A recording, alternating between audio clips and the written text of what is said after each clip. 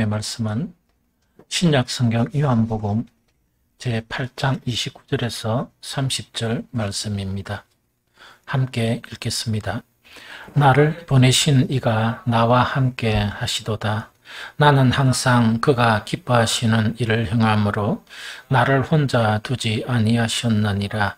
이 말씀을 하심에 많은 사람이 믿더라. 아멘. 한 번 더 읽도록 하겠습니다. 나를 보내신 이가 나와 함께 하시도다. 나는 항상 그가 기뻐하시는 일을 행함으로 나를 혼자 두지 아니하셨느니라. 이 말씀을 하심에 많은 사람이 믿더라. 아멘. 잠깐 같이 기도하겠습니다. 아버지 하나님, 혼란한 세대 속에서도 우리의 믿음을 지켜주셔서 오늘도 여전히 주님의 전에 나와 경배와 찬양과 예배드리게 하심을 감사드립니다. 말세가 가까이 오므로 나타날 여러 미혹과 환란에서 우리 성도들에게 은혜를 풍성하게 하심으로 흔들리지 않는 굳건한 믿음 되게 하옵소서. 지금 이 시간은 주님의 말씀을 듣고자 합니다. 우리 모두가 예수님의 온유하심과 겸손하심을 배워서 주님의 말씀이 우리로 거룩에 이르게 하시고 또한 하나님의 의를 배우게 하옵소서. 아직 우리 성도 중에 거듭나지 못한 성도들이 있다면 주님의 은혜와 생명의 말씀과 성령으로 거듭나게 하사 구원받는 믿음의 대열에 서게 하옵소서. 믿음이 연약한 성도들의 믿음을 강하게 하셔서 말세에 일어날 미혹과 혼란에서 승리하게 하옵소서. 우리 성도들의 심령과 마음의 병들과 육신의 각종 병들을 이 시간 주님의 능력의 손을 펴시사 깨끗하게 낫게 하시며 남은 일생이 건강하고 평안하고 행복하게 하옵소서. 우리 교회의 모든 아이들이 믿음으로 자라가게 하시고 일용할 양식과 영의 양식을 일평생 풍성하게 하시고 넘치는 건강을 주시고 총명함과 지혜를 주셔서 많은 이들을 이끌 머리가 되게 하시며 좋은 동무들을 만나는 복을 주시며 이 세상의 사악한 이론과 사상과 세상 문화와 영혼을 거스리게 하는 모든 악한 것들로부터 지켜주시며 이 세상의 모든 위험과 질병으로부터 눈동자처럼 지켜주시고 보호해 주옵소서. 우리의 청년들의 소망이 산소망이 되게 하시며 청년들의 믿음이 사랑의 믿음이 되게 하시며 그들의 미래를 주님께서 열어주셔서 가장 복되고 영광스러운 삶이 되게 하시며 또한 많은 사람들에게 희망을 주는 사람이 되게 하시며 아름다운 가정을 이룰 합당할 짝을 만나게 하옵소서. 우리의 청년들과 갈렙과 한나 회원들에게 영혼과 육신이 건강하게 하시며 살아왔던 삶보다 남은 삶이 더 복되게 하시며 교회와 성도를 위해 기도하는 숭고한 신앙 되게 하옵소서. 이 시간도 항해 중인 김정효 집사를 위해서 기도합니다. 선장으로서의 직무를 잘 감당하게 지혜와 리더십과 하나님의 은총이 늘 풍성하게 하셔서 선상에서 모든 일과 선언들을 잘 통솔하게 하시옵고 다음에 하선할 때는 더 좋은 길을 예비해 주옵소서. 모든 성도들의 믿음이 천국을 소유하는 믿음 되게 하시고 기도하는 성도들 되게 하시며 또한 주님의 지상 명령을 수행하는 믿음 되게 하옵소서. 예수님 이름으로 축복하고 기도드리옵나이다. 아멘.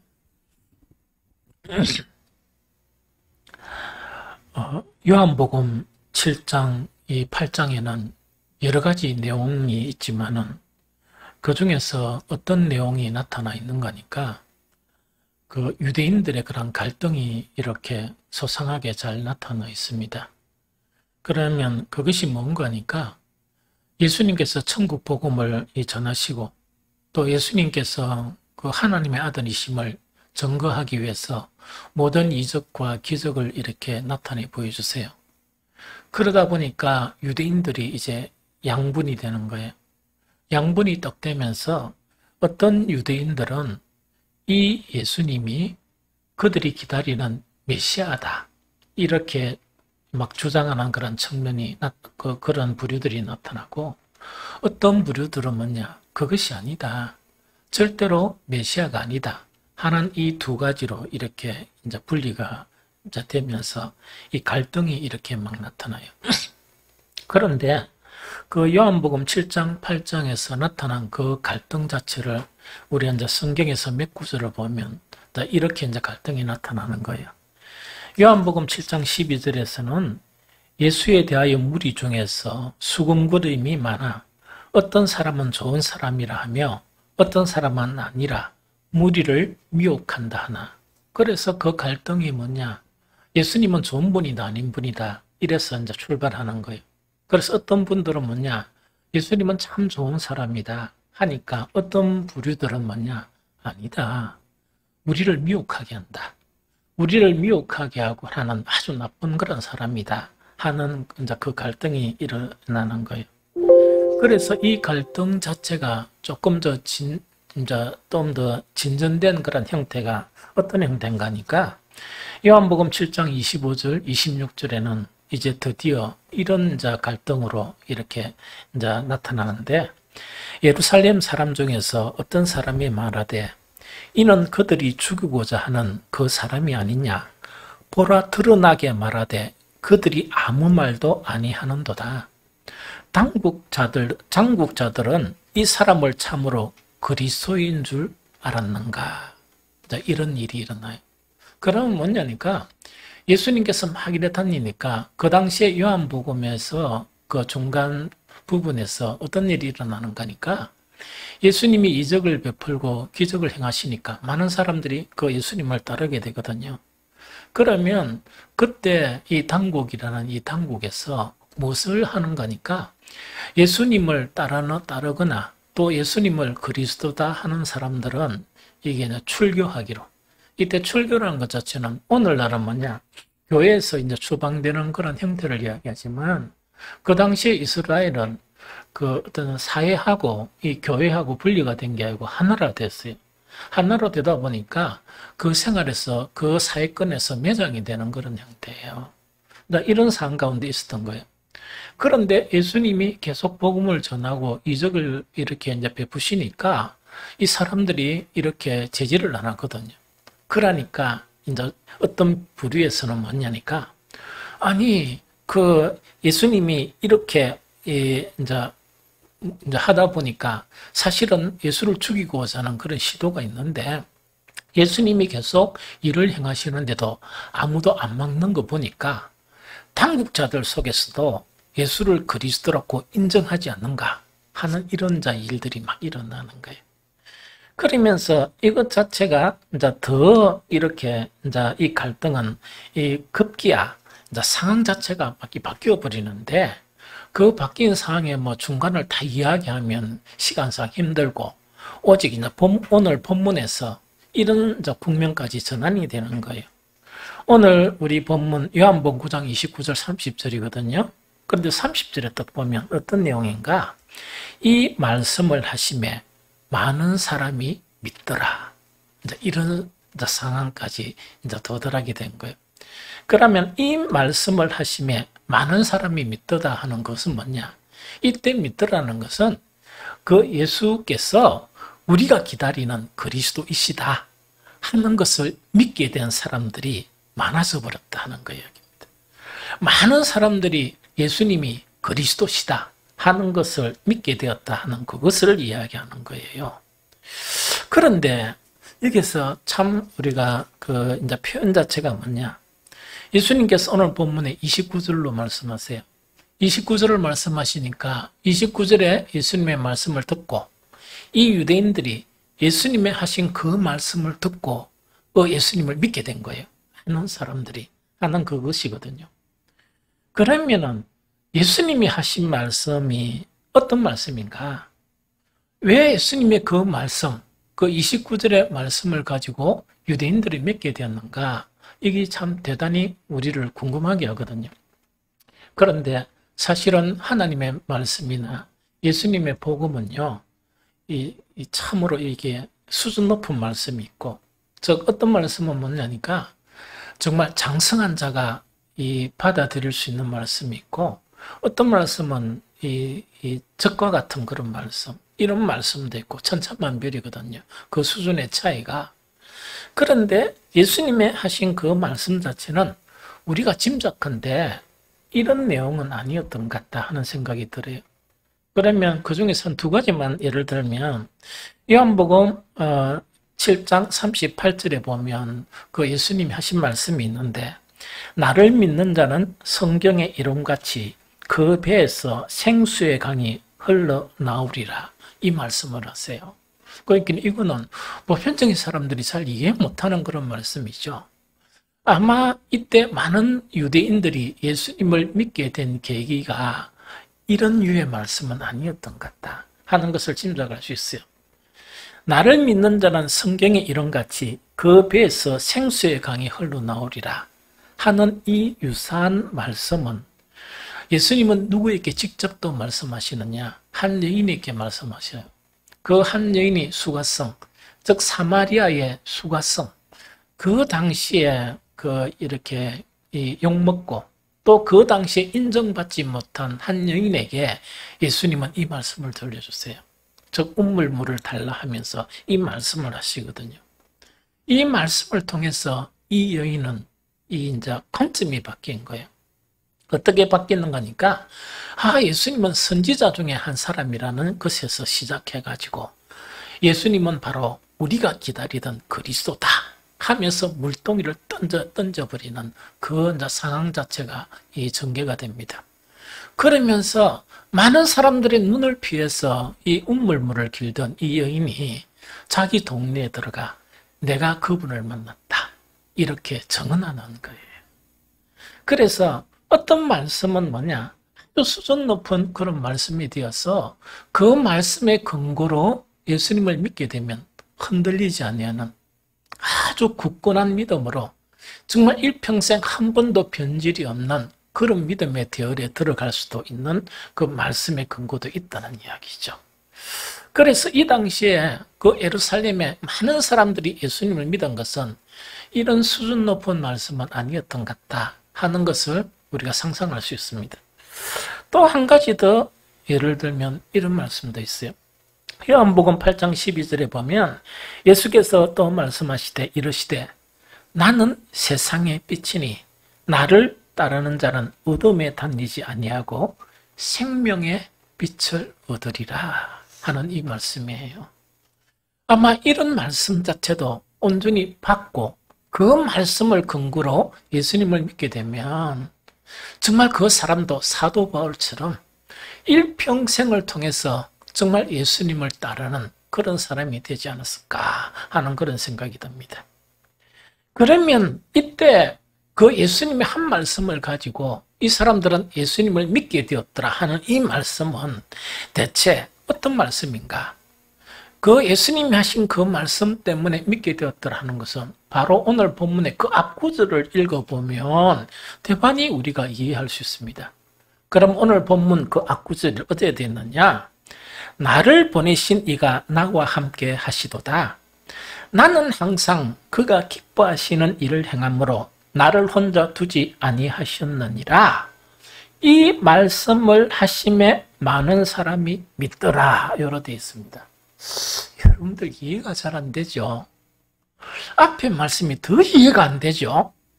앞에 말씀 보니까 예수님이 이적과 기적을 행하시고 많은 이 적국 복음을 전파하셨는데 갈등 일어나다가 예수님의 이 한 말씀이 딱 근거가 되어서 그래 우리가 기다리던 메시아다 이렇게 자기들이 결정하고 믿게 된 거예요. 그게 뭐냐? 나를 보내신 이가 나와 함께 하시도다. 나는 항상 그가 기뻐하시는 일을 행함으로 나를 혼자 두지 아니하셨느니라. 이 말씀을 하심에 많은 사람이 믿더라. 이 말씀이에요. 그러면 많은 사람을 믿게 한 것이 아까 29절의 짧은 말씀이거든요. 우리가 능히 짐작할 수 있는 것은 뭐냐? 29절 말씀 전체도 이 믿게 된 사람들이 그 말씀의 본질적인 면을 알고 믿은 건 아닌 것 같아요. 그건 아니에요. 그래서 이제 성경을 읽으면서 앞뒤를 이렇게 소상하게 보면서 읽으면 오해가 없는데, 그 다음에 이렇게 전체를 보면 이해가 좀 잘 되는데, 그 구절 구절만 탁 떼놓고 보면 이해가 잘 안 돼요. 이때 많은 사람들이 예수님을 믿었는데 예수님이 하신 이 말씀이거든요. 이 말씀 속에 우리가 한 가지를 보면 항상 그가 기뻐하시는 일을 행함으로 하는 이 말씀이에요. 나를 보내신 이가 나와 함께 하시는데 항상 그가 기뻐하시는, 내가 그가 기뻐하시는 일을 행함으로 하는 그 말씀이거든요. 이 말씀을 딱 보니까 자기들의 귀가 번쩍 뜨이면서, 눈이 반짝 뜨이면서 예수님을 이 그리스도로 영접하게 된 거예요. 이게 무슨 말이겠습니까? 그러면은 이거는 뭐하고 이렇게 맞아가지고 이 사람들이 갑자기 뭡니까? 예수님을 그리스도로 믿게 되었는가? 이게 궁금하죠? 이 요한복음 7장, 8장에 보면 예수님의 그런 이 천국 복음의 말씀과 예수님이 이적과 행하시는 그런 일들을 보면서 이 갈등이 일어나는 거예요. 갈등이 일어나면서 한 부류는 어떤 부류인가니까 이분이 우리가 기다리던 그리스도다, 이렇게 주장한 부류가 생긴 거예요. 한 부류는 뭔가니까 그 당시에 바리새인들이나 이 사람들의 주장에 따라서 뭐냐, 이 사람은 아니다, 이 사람은 귀신 들린 사람이고, 이 사람이 행하는 기적은 귀신 들린 사람이 행하는 기적이고 우리를 미혹하게 한다. 이 사람은 율법을 지키지 않으므로 우리를 미혹하게 한다는 이 부류가 팽팽하게 된 거예요. 그런데 이 한 부류 있죠? 한 부류에서 이 사람은 우리가 기다리던 그 사람이다 하는 그 부류들은 뭔가 근거를 제시해야 되잖아. 이 근거를 제시해야 되는데 이 사람들이 근거를 제시하는 것이 뭐냐?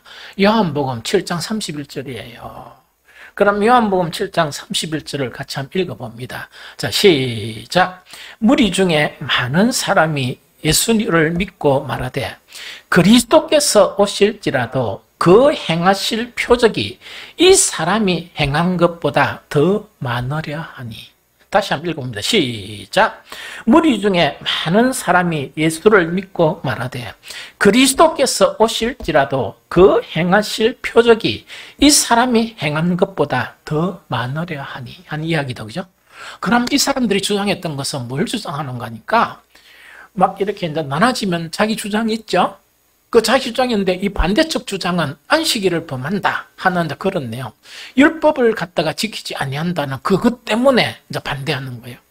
이 부류는 뭔가니까 예수님은 이 예수가 그리스도시다 이걸 주장하는데 어떤 근거를 내셔야 되죠. 그러면서 뭐냐니까 반대하는 너희들이 그리스도가 아니라 할지라도, 그러면 진짜 그리스도가 오신다 할지라도 이 예수께서 행하시는 그 표적보다, 그 기적보다 많이 행하실 수 있느냐 하는 이것이 그들의 근거였어요.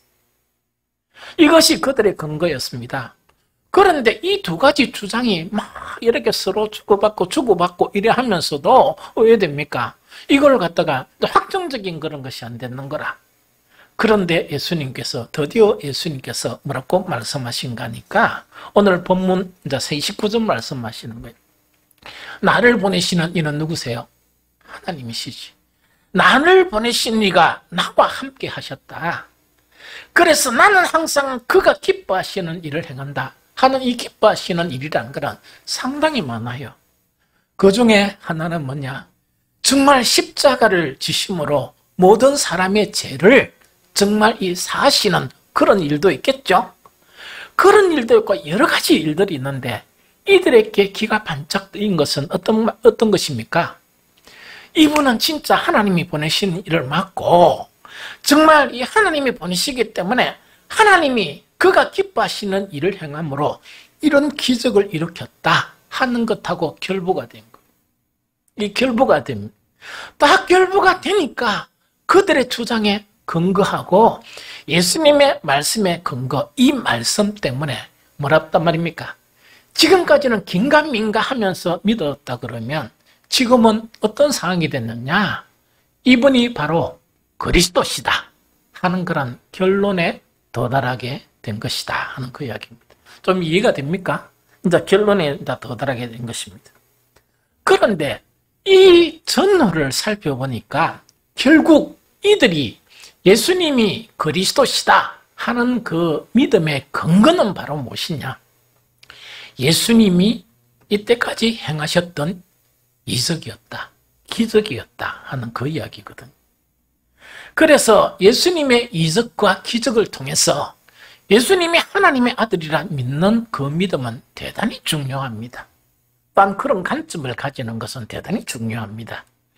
그런데 온전한 그런 믿음으로 나아가기 위해서는요, 그 이적과 기적만을 근거로 예수님을 그리스도라 이렇게 믿는 것은 충분하지 못합니다. 왜 충분하지 못하냐? 유대인들의 그런 조상들을 보면 이 유대인들의 조상은 하나님이 이 선택한 민족입니다. 선택한 민족이거든요. 이들을 애굽에서 구출하기 위해서 하나님은 그들에게 무엇을 보여주시느냐? 정말 전에도 없었고 후에도 없었던 10가지 큰 재앙들을 보여주셨습니다. 또 10가지 그 재앙 속에서 마지막 재앙 속에 정말 자기들의 그런 장자나 짐승들의 첫 그 새끼 이의 그 죽음을 피하는 그것을 목격하게 된 그 사람들입니다. 뿐만 아니고 홍해가 갈라지는 그 기적을 체험하고 갈라진 홍해를 건너서 육지처럼 건너간 그런 기적을 체험한 그런 사람들입니다. 뿐만 아니고 이 반석에서 바위에서 물이 터지는 그런 것을 목격한 사람들이고 광야에서 만나와 메추라기를 먹은 사람들이 그들이었다 하는 그 이야기거든요. 그런데 그들의 믿음을 보면 그들의 믿음은 애굽을 떠나고 모세를 따르기에는 충분한 믿음이었습니다. 즉 애굽을 떠나서 모세를 따르기에는 충분한 그런 믿음이었습니다. 문제는 이 역사를 보게 되면 그들은 가나안을 차지하는 데는 여전히 이 부족한 그런 믿음이었습니다.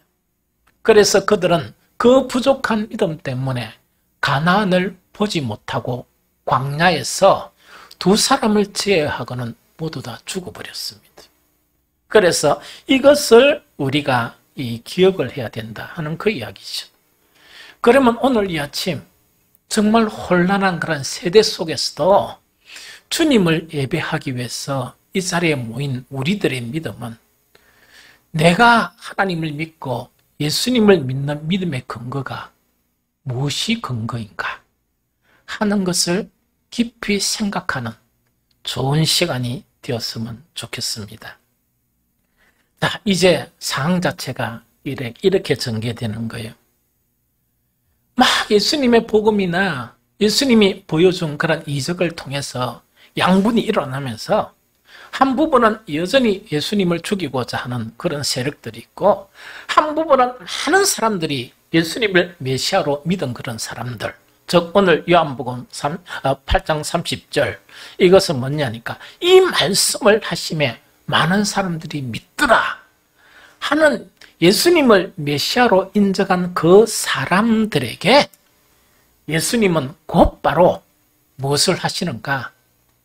차원이 다른 말씀을 그 사람들에게 직접 바로 행하십니다. 차원이 다른 말씀을 그들에게 들려주십니다. 그래서 차원이 전혀 다른 말씀을 들려주시는데 그 차원이 다른 말씀을 30절과 연결해서 살펴보면 요한복음 8장 30절에서 32절입니다. 함께 읽도록 하겠습니다. 함께 읽겠습니다. 이 말씀을 하심에 많은 사람들이 믿더라.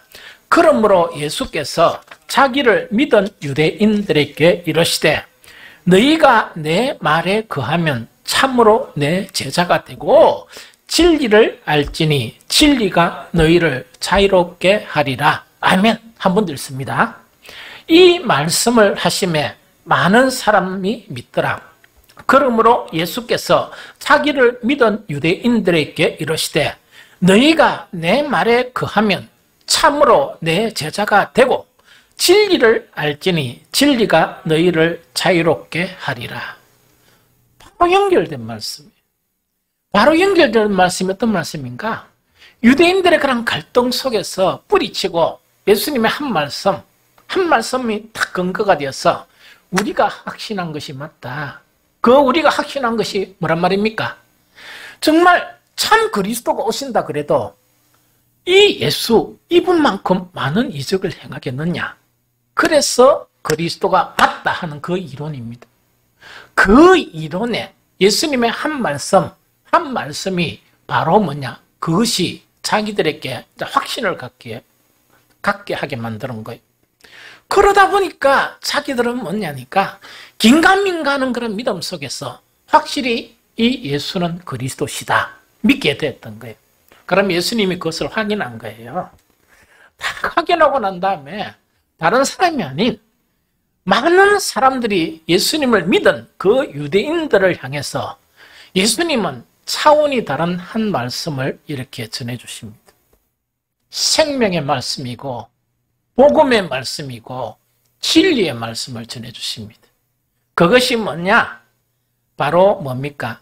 너희가 내 말에 거하면 참으로 내 제자가 되고 진리를 알지니 진리가 너희를 자유롭게 하리라. 이 말씀입니다. 이 말씀 좋습니까? 안 좋습니까?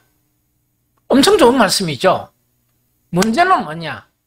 이 예수님의 말씀을 듣고 난 다음에 예수님을 믿은 유대인들이 돌변을 해버려요.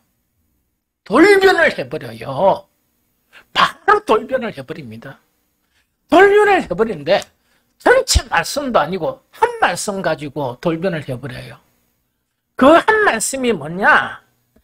너희가 내가 진리를 알지니 너희를 자유롭게 하리라 하는 요 말씀입니다. 너희를 자유롭게 하리라 딱 하니까 예수님을 믿었던 많은 유대인들이 확 인상이 바뀌고 돌변을 해버리면서 뭘 주장하는가? 우리가 그럼 종이란 말인가? 우리는 그러면 종이란 말인가? 우리는 아브라함의 자손인데 남의 종이 된 적이 없는데 종이란 말인가? 하면서 예수님의 이 말씀에 한 구절을 가지고 돌변을 해버립니다. 완전히 믿었던 믿음도 사라지고 완전히 이 돌변을 하게 되는 거예요. 이게 참 이 돌변을 하게 되는 거예요. 참 이게 대단히 중요합니다. 이것은 지금 예수님을 믿은 유대인들만의 문제가 아니고 믿음을 가지려고 하는 또 믿음을 계속 강화시키려고 하는 모든 사람들이 가지고 있는 그런 문제이다 하는 그것을 우리가 알아야 됩니다. 우리에게는 하나님께서 우리에게는 뭘 주셨냐? 정신을 주셨어요. 인격이라도 이야기하고 정신을 주셨죠. 정신을 주셨는데 우리의 인격과 지정의 속에서는 어떤 것이 강하게 있는가? 자기의 그런 정체성을 가지고 있습니다. 자기의 그런 정체성 안에는 어떤 내용이 포함되어 있는가? 자기를 방어하고자 하는 그 심리학적으로 방어 기제를 하는 그것을 가지고 있어요. 사람마다 자기를 방어하는 방어 기제는 강한 사람들이 있을 수도 있고 약한 사람도 있을 수 있어요. 그러나 다 방어 기제는 다 가지고 있습니다. 이 자기 방어 기제 자체가 타락한 우리 지정의 있죠. 인격 속에서는 두 가지 형태로 나타납니다. 성령께서 그것을 사용하시면 우리를 성숙하게 하는 그것으로 이걸 사용하셔요. 그러나 우리 육신의 메인 사람에게는 나쁜 것으로 사용을 하게 돼요. 그러면 이 방어 기제 자체가 정말 내를 방어하고 사는 거 있죠. 이거는 어떤 형태로 사용되는가 하니까 바로 반복음적인 형태로 사용되는데 이게 뭐냐? 내 행위나 혹은 내 생각의 연약한 부분, 또 악한 부분, 어렵지 않은 부분을 감추려고 해요. 감추려고 하는 그런 형태로 나타납니다. 그 감추려고 하는 형태를 나타나면서 때론 어떤 사람들에게는 뭐냐? 만약 누군가가 나의 약점을 딱 건드리죠? 아무리 친한 사람이라도 나의 약점을 건드리죠? 그 약점은 사실입니까? 사실 아닙니까? 약점 맞죠? 그러나 모르는 사람이 건드리면 좀 참아도 좀 친한 사람이 건드리면 화를 벌컥 내요. 왜 냅니까? 왜 그걸 건드리냐? 그게 이제 방어하는 측면에서 공격하는 측면으로 바뀌어요. 이 유대인들이 예수님을 나는 믿겠다. 우리 이론이 맞다. 내 이론하고 주님의 말씀이 맞네 해서 이분은 그리스도다 해가 딱 믿게 된 거예요. 그런데 그 믿은 유대인들에게 예수님께서 진리의 말씀을 이렇게 아주 수준이 높은 말씀을 하시는데 그 말씀의 한 구절 때문에 이들은 돌변하게 된 거예요. 그것이 뭐냐? 진리가 너희를 자유롭게 하리라. 딱 하니까 뭔가니까 우리는 종된 적이 없는데 우리를 종이라고 하느냐 하면서 거기 틀어져 본 거예요. 딱 틀어지니까 바로 믿음도 사라지면서 모욕감을 느끼면서 그 예수님에 대해서 이 반박을 하게 되는 거예요. 그러면서 반박하게 된 내용 자체가 요한복음 8장 33절 그들이 대답하되 우리가 아브라함의 자손이라 남의 종이 된 적이 없거늘 어찌하여 우리가 자유롭게 되리라 하느냐 하는 요 말씀이거든요. 요거 이제 주장입니다. 좀 이해가 됩니까? 누구든지 다 가지고 있습니다. 그래 하니까 이 말씀을 듣고 예수님께서 막 이렇게 달려준 것이 아니고 예수님이 한 말씀을 더 하시는데 불을 지펴버려. 그들의 분노에 이 불을 지펴버립니다. 그러면 예수님이 어떤 말씀이냐? 요한복음 8장 34절 35절 말씀입니다. 함께 읽도록 하겠습니다. 예수께서 대답하시되 진실로 진실로 너희에게 이르노니 죄를 범하는 자마다 죄의 종이라. 종은 영원히 집에 거하지 못하되 아들은 영원히 거하나니 하는 요 말씀이거든요. 그러면은 이거는 뭐냐니까 아까 자유케 해드리라 하는 것도 이걸 갖다가 자기들의 관점에서 생각하기가 폭발이 일어났죠. 우리가 종이란 말이냐 해가지고 완전히 그것 때문에 분노가 일어나가 믿음이 사라져 본 거예요. 믿음이 사라지면서 어떻게 이야기했죠? 우리는 아브라함의 자손이고 남의 종이 된 적이 없는데 우리가 종이란 말이냐 하면서 화가 났죠. 예수님은 아주 초연하게 말씀하시는데 이거는 뭐냐? 불이 이글이글 타는데 기름을 부어버리는 거예요. 그게 뭐냐? 너희는 누구라? 죄인이다. 너희는 누구냐? 죄인이다 하는 이야기거든요. 이 유대인들은요, 이 스스로 모두가 자존감을 가지고 있었어요. 자기들은 하나님의 선밀이고 자기들은 아브라함의 그런 후손들이다 하는 그 이야기입니다. 자기들은 율법을 지킴으로 말미암아 거룩한 사람들이고 많은 이방인들은 뭐라고 합니까? 죄인들이고 율법을 거스리는 모든 자들은 죄인이다 하면서 어느 정도 경멸했느냐? 짐승, 개다. 이방인들은 인간이 아니고 개다. 이렇게 경멸하며 살았거든요. 그런데 예수님께서 이 종이다 하는 그 자유케 하리라는 그 말씀으로 우리를 종이라고 하느냐 해가 분이 일어나는데 이제는 거기에 더해가 뭐라고요? 너희들은 죄의 종이다 하는 그 이야기거든요. 그러면 너희가 경멸하던 이방인들처럼 너희도 누구란 말입니까? 죄인이다 하는 것을 이렇게 이야기하죠. 이렇게 하니까 이제는 돌이킬 수 없는 충격을 받은 거예요. 이 충격을 받았습니다. 그래서 조금 전까지 뭐라 했습니까? 예수님은 누구시라고? 우리가 기다리던 메시아다 이렇게 이야기했죠. 메시아다 이렇게 이야기했던 그들 자체가 어떻게 돌변하느냐? 요한복음 8장 48절에 보면 유대인들이 대답하되 이르되 우리가 너를 사마리아 사람이라 또는 귀신 들렸다 하는 말이 옳지 아니었냐. 이래 바뀌어버리고. 자, 다시 할게요. 요한복음 8장 48절에 유대인들이 대답하되 이르되 우리가 너를 사마리아 사람이라 또는 귀신 들렸다 하는 말이 옳지 아니었냐. 이렇게 돌변해 버렸습니다. 여기서 사마리아 사람이라 또는 귀신 들렸다 하는 말은 누가 했던 말입니까? 자, 예수님의 복음을 듣고 양분이 일어났죠? 하나는 이거 뭡니까? 이분이 바로 그리스도가 아니냐 하는 지금 요 고백했던 믿음의 사람들이고, 요 반대되는 사람은 뭡니까? 이거는 안식일도 범하고 하니까 이 사마리아 사람이다. 그의 그런 기적은 뭐라고요? 귀신 들려서 그렇다는 그 이야기죠. 그래서 자기들이 가지고 있던 관점 자체가 바뀌어가지고 뭐 됩니까? 진짜네. 조금 전에 뭡니까? 예수님을 그리스도로 고백했던 그들이 진짜네. 진짜 사마리아 사람이고 또 누구라고? 귀신 들린 거 맞네. 이래 본 거야. 여러분들 지금 이 성경을 읽으니까 이 너무 나나 사람처럼 보이죠? 우리 속에도 비일비재하게 일어나요. 배반했다가 막 예수님을 엉망진창 만들었다가 있답니까? 또 막 주여 했다가 있답니까? 이 비일비재하게 일어나는 거야. 이런 일들이 지금 일어나요. 그런데 이제는 마지막 중간에 보면 막 예수님하고 막 대화를 합니다. 대화하는 게 막 싸움이 일어나는 거야.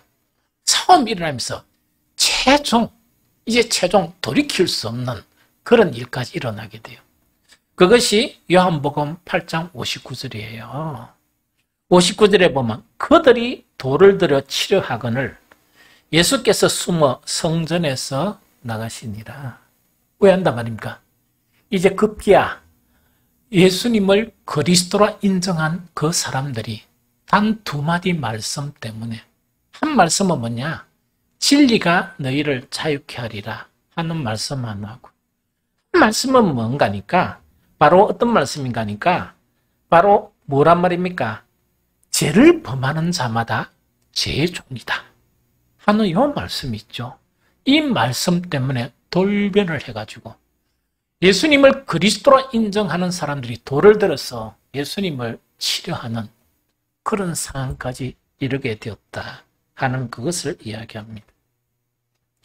여기서 예수님께서 돌변한 유대인들에게 이전에 하신 말씀이 있어요. 이제 다툼 가운데서 그 말씀이 어떤 말씀인가 하니까 요한복음 8장 45절 말씀입니다. 내가 진리를 말함으로 너희가 나를 믿지 아니하는도다 하는 요 말씀입니다. 내가 진리를 말함으로 너희가 나를 믿지 아니하는도다 하는 요 말씀이거든요. 그러면은 예수님을 믿는 유대인들에게 예수님께서 딱 두 가지 말씀을 하셨거든요.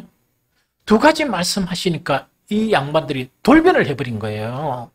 돌변을 해버리가 주여 하다가 바로 뭡니까? 돌 들어서 이제 이렇게 치려하는 그런 상황까지 바뀌어버린 거예요.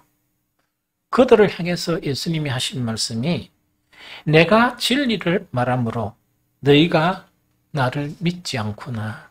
그럼 앞에 믿음은 온전한 믿음이란 말입니까? 흔들리는 믿음이란 말입니까? 흔들릴 수 있는 믿음이란 이야기죠. 상황에 따라서 언제든지 예수님을 배반할 수 있는 믿음이란 이야기거든요.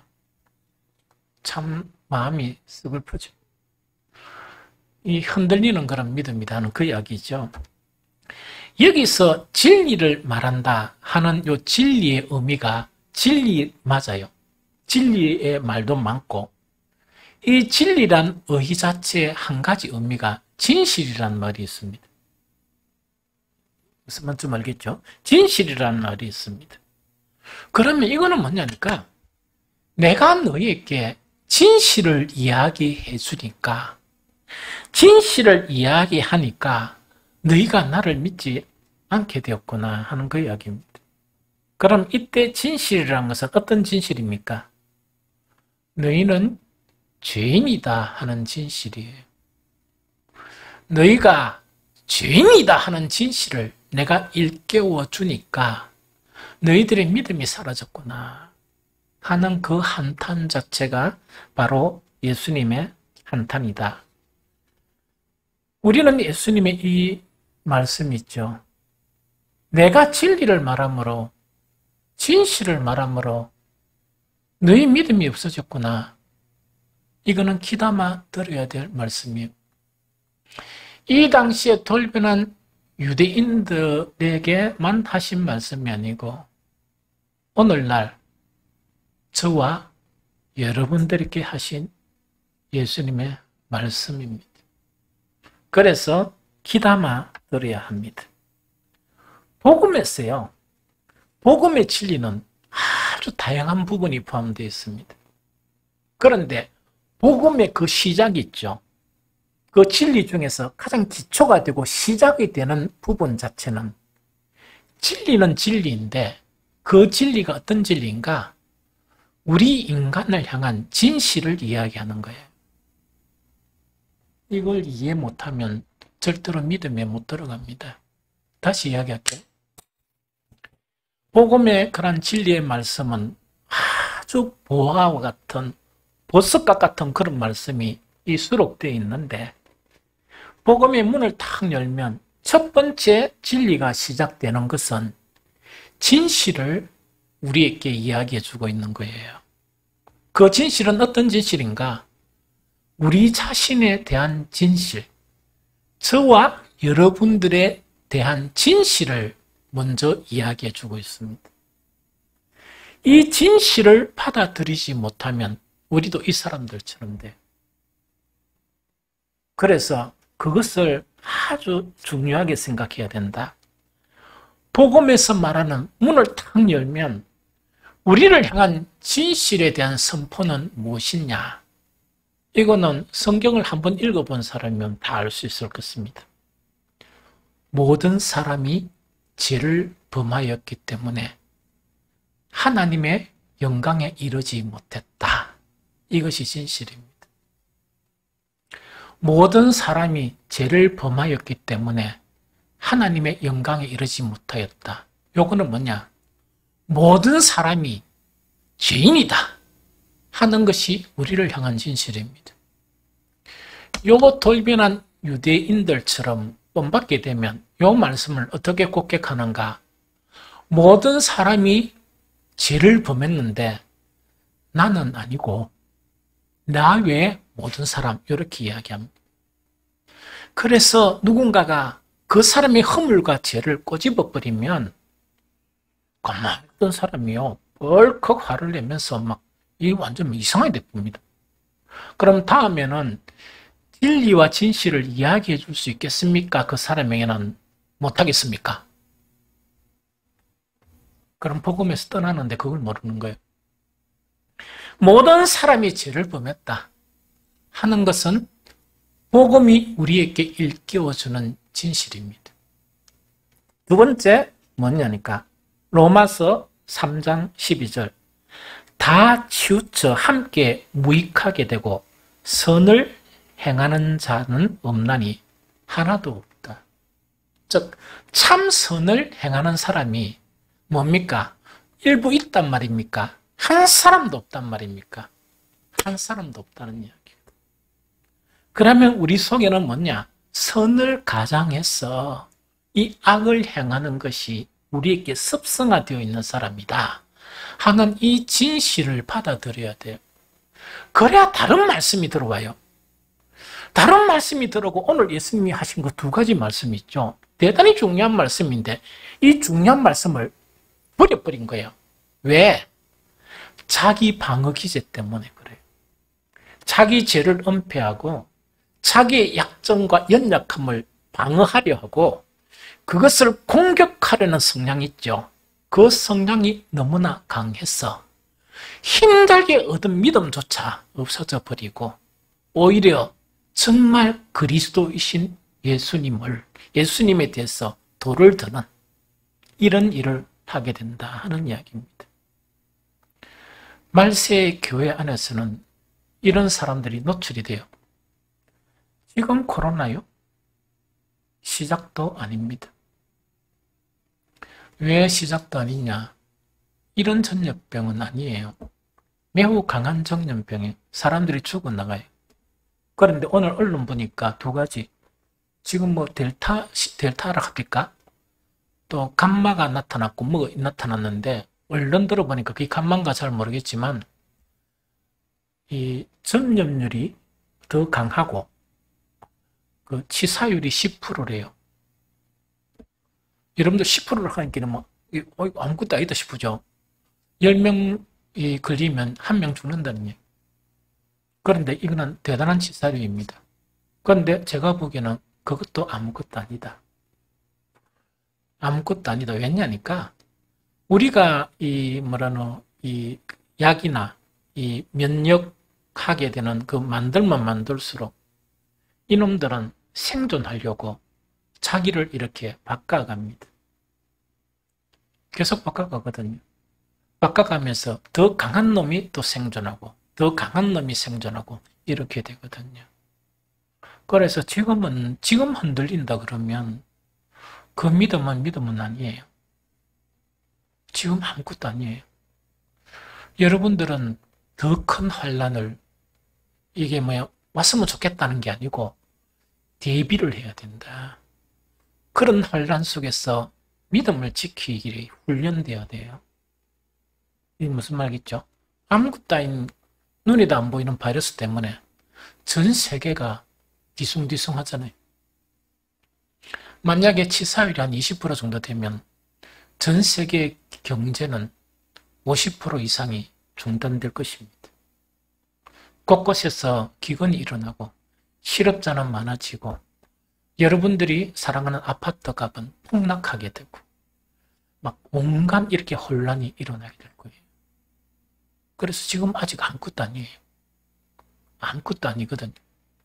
어쨌든 간에 정말 강한 믿음이 되려면 말씀을 통해서 그 믿음이 돼야 되는데 진실의 진리, 나를 향한 그 말씀을 수용하지 못하면 우리의 믿음을 강하게 하는 다른 말씀은 우리 안에 들어오지 못합니다. 그 말씀을 통해서 강해져야 되는데 안 되거든요. 그래서 또한 그 다음에 그리스도 예수 안에 있는 성령으로 말미암아 하나님의 은혜로 값없이 의롭다 하심이 되은 자다. 이것이 우리를 향한 진실의 세 가지입니다. 그러면 자 봅니다. 누군가가 나에게 대해서 목사에게 대해서 혹은 장로에게 대해서 장로님 이런 게 좀 있네요. 그러면 목사님 설교는 잘하지만은 목사님 행동 보이 이런 게 좀 있네요. 여러분들 같으면 화내겠습니까? 안 내겠습니까? 한번 해보세요. 저한테. 내가 하는 걸 잘 모르겠어. 훈련이 돼야 된다는 이야기라. 왜냐니까 나는 죄인이고 내한테 선한 것이 없고 나는 단지 하나님 은혜로 예수 그리스도의 십자가의 피로 말미암아 의롭다 인정함을 받은 사람이다. 그래서 내 속에 있는 나의 연약함이나 내 속에 있는 그런 모순 이거 자체가 나도 막 징그럽다. 그 찬무기가 내한테 목사님 그래가 됩니까? 하면 자스가 이야기하지 마라. 나도 징글징글하다. 내가 내 자신이. 요렇게 하면 좀 괜찮아. 요렇게 하면 좀 괜찮단 말입니다. 그래서 우리는 이것이 인정이 되고 이것을 받아들여야만이 우리는 진리의 말씀에 들어갈 수가 있다 하는 이 말씀입니다. 예수님이 우리에게 가르친 교훈 중에 참 옛날에는 그래도 교회 앞에만 가면 그다랗게 써놨더만은 온데 가면 써놨더만 요새는 관심이 없어요. 그런데 아주 귀하신 말씀이 있습니다. 마태복음 11장 29절입니다. 같이 읽어볼까요? 마태복음 11장 29절 시작. 나는 마음이 온유하고 겸손하니 나의 멍에를 메고 내게 배우라. 그리하면 너희 마음이 쉼을 얻으리니 하는 요 말씀입니다. 여기서 자 봅니다. 예수님께서 말씀하신 뭐냐? 너희에게는 앞으로 전할 말씀이 너무나 많고 천국 복음의 말씀이 참 많지만 너희들의 기본 소양이 좀 바뀌어야 된다. 그 소양이 바뀌어야 되는 게 하나는 온유고 하나는 겸손이다 하는 그 이야기거든요. 그래서 너희도 나처럼 온유하지 못하고 겸손하지 못하면 천국 복음에서 돌변한 유대인들처럼 제외될 수밖에 없다 하는 그 말씀입니다. 온유와 겸손은 여러 가지 개념적인 부분이 있습니다. 개념적인 부분이지만 오늘 본문 말씀하고 오늘 설교 내용하고 연관된 부분은 뭐냐? 온유라는 것은 이거예요. 나에 대한 진실이 있죠. 진실이라는 것은 허물이나 불이나 있을 수가 있잖아요. 나의 허물이나 불의에 대해서 말을 해도 이 유대인들처럼 벌컥 화를 내는 게 아니고 화를 내지 않는 마음이 온유한 마음이에요. 아주 젠틀하게 그것을 받아들이는 거라. 아, 맞지? 아, 맞나? 실망했지? 이런 거 있죠? 안 그러려고 했는데 또 그랬겠네. 그러면서 한마디 더 하는 게 좋아요. 옛날에는 더 심했디. 옛날에 더 심했대. 우리 아이들이 뭐 한 20대, 30대 이렇게 되다 보니까 한 번씩 막 이런저런 이야기하고 제가 위로하다가 위로가 잘 안 되니까 이런 이야기해요. 야, 이 새끼야. 어째 그래 닮아도 너가 애비를 쏙 빼닮았노? 나는 니만 할 때 더 했다. 무슨 실수를 했는데 그까 막 괴로워하면 나는 니만 할 때 더 했는데 당신 니를 보면 존경스럽다. 왜? 내가 니만 할 때보다 니는 진짜 잘하다. 착하다. 이렇게 하면 위로가 되거든. 온유라는 것은 어떤 마음인가 하니까 복음이 우리들을 향한 진실이 있죠. 우리의 불이나 우리의 연약함 자체를 이렇게 일깨워주면 거기서 화가 나거나 섭섭하거나 마음이 돌변하지 않고 편안하게 인정하면서 받아들이는 게 온유한 마음이에요. 그래서 온유는 대단히 힘들어요. 대단히 힘든 그런 마음이라. 예수님의 온유를 배워야 돼요. 그 다음에 겸손이라는 것은 무엇을 이야기하는가? 나 자신에 대해서 진실을 이야기해 주죠. 그것을 갖다가 정확하게 나의 실체를 인정하고 수긍하는 것이 겸손이에요. 내 자신의 나된 그 상태를 인정하는 거, 수긍하는 거 있죠. 그게 온유예요. 그게 겸손이에요. 우리가 온유와 겸손이 형성이 되면 우리가 불의한 부분이나 우리 속에 있는 죄성에 대한 부분을 지적하고 또 하나님의 말씀은 우리를 거룩하게 하는 것이 목표이기 때문에 그 말씀이 더 많겠지? 그것을 들을 때마다 끄떡하면서 그래, 내가 이런 사람이야. 이렇게 인정하는 것. 이것을 수긍하는 것이 온유와 겸손입니다. 이런 마음이 있으면 우리는 하나님의 말씀을 통해서 우리는 거룩하게 되어져 갈 수 있습니다. 그런데 온유와 겸손의 마음이 없고 나를 지적하는 그 앞에 대해서 화를 나타내거나 이 나 방어 기제가 공격하는 형태로 바뀌어버리죠. 백날이 지나도 그 모양이에요. 백날이 지나도 그 사람밖에 안 되는 거예요. 그 테두리에서 절대로 벗어나지 못한다 하는 그 이야기입니다. 우리가 알아야 될 것은 뭐냐? 하나님은 성경 말씀, 설교, 혹은 우리 사이에 일어나는 교제를 통해서 권면하죠. 권면이란 건 뭡니까? 좋은 것은 칭찬하는 거고 권면은 잘못한 것을 이렇게 달려주는 것이죠. 이 권면을 통해서 우리를 예수님의 장성한 분량의 인격까지 만들어가요. 그런데 우리가 방어 기세가 너무 가해서 공격적인 형태로 돌변하게 되면 누가 그 사람 앞에 지적을 해주겠어요? 누가 그 사람 앞에 하나님의 거룩한 말씀을 들려줄 수 있겠습니까? 겁이 나가지고. 무슨 말겠죠? 그래서 이것을 너무나 잘 해야 된다. 우리 자신을 스스로 어렵다고 여기거나 연약함을 감추고자 하는, 방어하고자 하는 그런 행위, 아브라함이란 자손의 그런 명분으로 나를 치장하는 거 있죠. 그게 무너져야 돼요. 그게 무너져야 우리는 하나님의 말씀을 통해서 거룩한 인격에 이르게 되고 더 깊은 믿음의 경지에 나아가게 된다 하는 이야기입니다. 여러분들, 성경에 보면 시작 자체를 잘하는 사람들이 있습니다. 복음의 시작 자체가 뭐냐니까, 뭐라고요? 우리가 모두 죄인이다는 것, 우리에게는 선함이 없다는 걸 일깨워 주는 것 자체를 잘 받아들여야 복음이 형성이 됩니다. 베드로 있죠. 예수님을 만난 베드로는 이렇게 시작을 합니다. 누가복음 5장 8절 함께 읽도록 하겠습니다. 함께 읽겠습니다. 시작. 시몬 베드로가 이를 보고 예수의 무릎 아래 엎드려 이르되 주여 나를 떠나소서 나는 죄인이로소이다 하니. 한 번 더 읽습니다. 시작. 시몬 베드로가 이를 보고 예수의 무릎 앞에 엎드려 이르되 주여 나를 떠나소서 나는 죄인이로소이다 하니 하는 이야기죠. 베드로 자체는요, 심성 자체가 여러 가지 나쁜 그런 성격이나 이런 결함도 있었습니다. 그런데 예수님이 베드로를 택한 것은 뭐냐? 모든 사람들이 보지 못하는 아름다운 심성을 본 거예요. 그 심성을 본 거예요.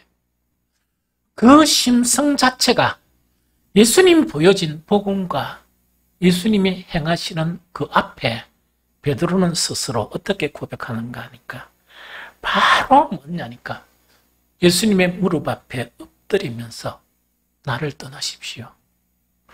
예수님은, 나는 예수님께 가까이 갈 수도 없는 분이고 예수님은 나에게 오실 수도 없는 분입니다. 왜?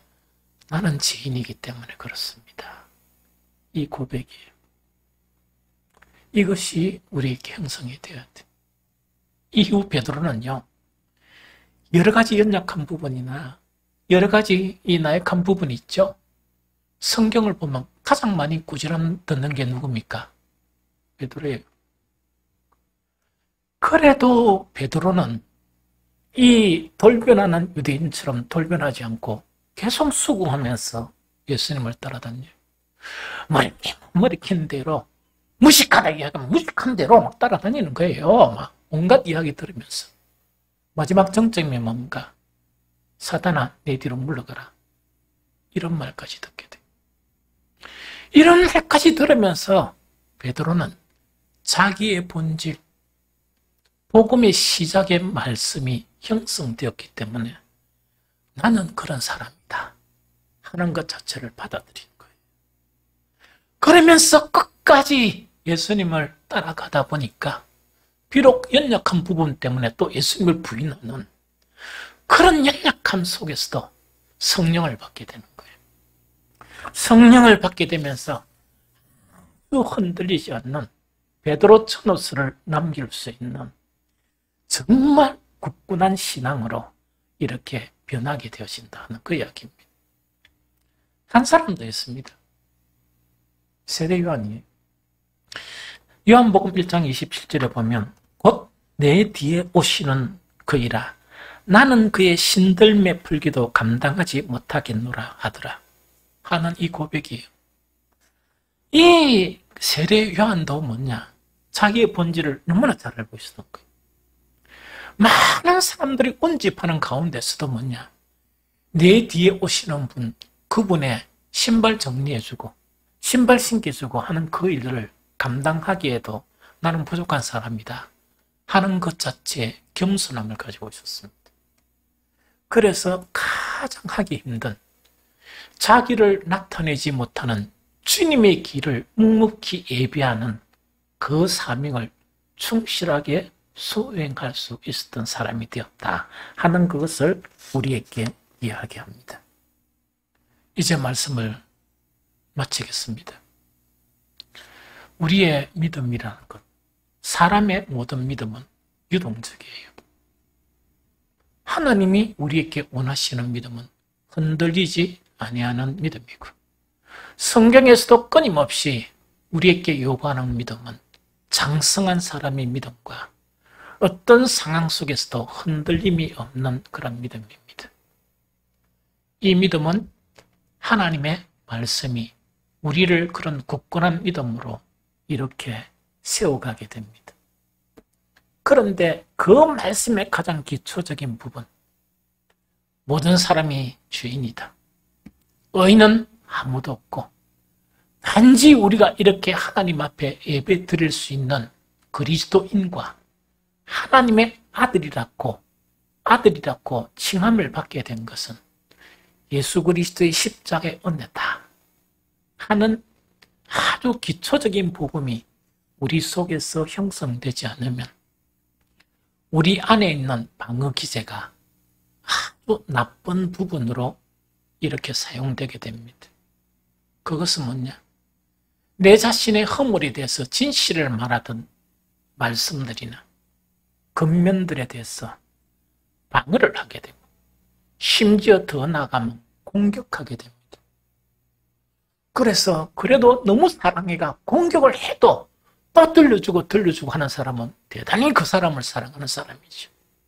싸우면서까지 또 들려주고 해도 그 자판에 싸우고 나면 영적으로 얼마나 힘들겠습니까?